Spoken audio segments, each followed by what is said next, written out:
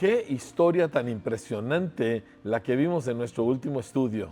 Dios enviando a su ángel, Él viniendo para interrumpir los planes malvados de los hombres, y nos damos cuenta que no hay un solo poder humano que pueda resistirse a un solo ángel de Dios, mucho menos a sus ejércitos celestiales.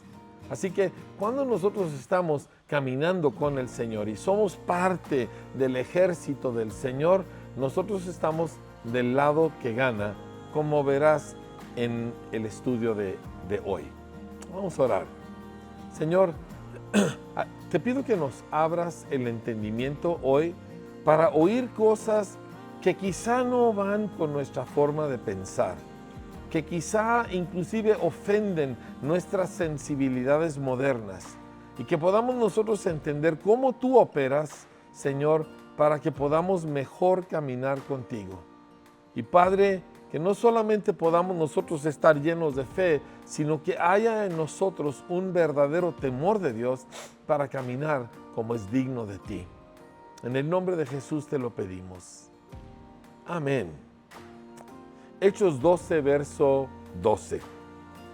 Acuérdate que Pedro acaba de salir de la cárcel milagrosamente por un ángel y pues se tardó en darse cuenta que esto era real, pensaba que era una especie de sueño. Y entonces dice, cuando cayó en cuenta de esto, fue a casa de María, la madre de Juan, apodado Marcos, donde muchas personas estaban reunidas orando. Llamó a la puerta de la calle y salió a responder una sierva llamada Rode. Al reconocer la voz de Pedro, se puso tan contenta que volvió adentro corriendo, pero sin abrir. «Pedro está a la puerta», exclamó. «Estás loca», le dijeron. Qué interesante que gente que ora a veces es la que menos creemos. Ellos están orando para que Dios intervenga en la situación de Pedro, y cuando alguien les dice, Dios intervino en la situación de Pedro, le dicen, estás loco. Definitivamente, Dios es más bueno y más misericordioso de lo que nuestra fe amerita.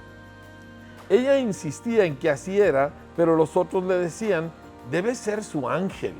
Entre tanto, Pedro seguía llamando. Cuando abrieron la puerta y lo vieron, quedaron pasmados. A esto nosotros le llamamos accidentes de fe. Es decir, que oras por algo o por alguien sin realmente creer, y luego Dios lo hace y el más sorprendido eres tú. Qué buen sentido de humor tiene el Señor.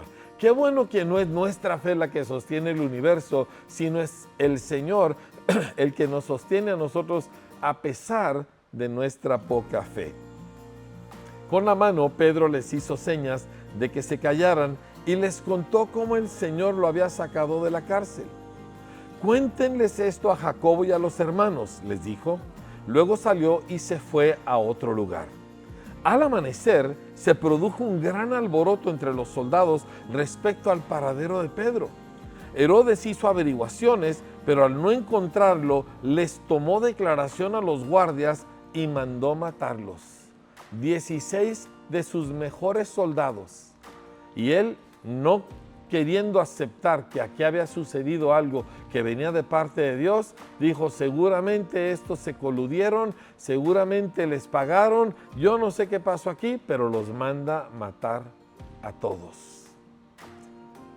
Dices, ay, esta parte no me gusta. Estamos en un mundo en guerra. Estamos en un mundo que se opone a Dios. Estamos en un mundo donde hay violencia. Cualquier persona que piensa que el camino y la aventura de Jesús es como sentarse en un sillón cómodo para disfrutar una película, no ha entendido que la aventura es peligrosa, que hay verdaderos enemigos y hay verdaderos peligros. Pero el Señor está de nuestro lado, o más bien nosotros estamos del lado del Señor. Después, Herodes volvió de Judea a Cesarea y se quedó ahí. Herodes estaba furioso con los habitantes de Tiro y de Sidón, una región más al norte, pero ellos se pusieron de acuerdo y se presentaron ante él. Habiéndose ganado el favor de Blasto, camarero del rey, pidieron paz porque su región dependía del país del rey para obtener sus provisiones. El día señalado, Herodes, ataviado con su ropaje real y sentado en su trono, le dirigió un discurso al pueblo. La gente gritaba: voz de un Dios y no de hombre. Al instante, el ángel del Señor lo hirió porque no le había dado la gloria a Dios. Herodes no ignoraba la verdad de Dios. Él no ignoraba lo que había sucedido en Jerusalén. Él no ignoraba la existencia de Jesús, ni ignoraba la ley de los judíos. Pero él estaba aferrado a que él era el centro de atención y nadie más. Y dice, y Herodes murió comido de gusanos. Este incidente está registrado en la historia secular. O sea, esto no solamente lo lees en la Biblia. Fue una muerte terrible, porque este hombre no solamente rechazó al Señor, sino que él vino en contra de los siervos del Señor. Cuando tú estás en Cristo, la mano de Dios está a su favor. Pero no te pongas de enemigo de Dios, porque puede ser muy peligroso. Y luego dice, pero la palabra de Dios seguía extendiéndose y difundiéndose. ¿Quién puede parar el evangelio? Nadie. ¿Quién puede detener el avance del reino?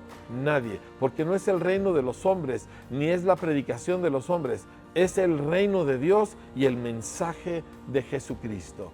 Imparables, conquistando el mundo entero. Es importante que definas muy bien, muy claramente, que tú estás del lado del Señor, sin titubear, queriendo también estar de alguna manera de parte del otro lado. Solamente tenemos una lealtad, un Señor, un propósito, y todo tiene que ver con honrar a Dios, glorificar a Cristo y extender su reino. Cuando nosotros caminamos de esta manera, no hay nada ni nadie que pueda hacernos algo. Nadie puede dañarnos, nadie puede perjudicarnos. Nuestra vida está en manos del Señor. Y dices, ¿qué de un Esteban? Dios quería a Esteban con él, y el testimonio de Esteban que cambió a multitudes de personas. Pero no fue porque Dios perdió el control, simplemente era parte de lo que Dios tenía planeado. Así tú y yo queremos que nuestra vida sea planeada por Dios, dirigida por Dios, y lo que me suceda, yo sé que es el Señor gobernando mi vida para gloria suya.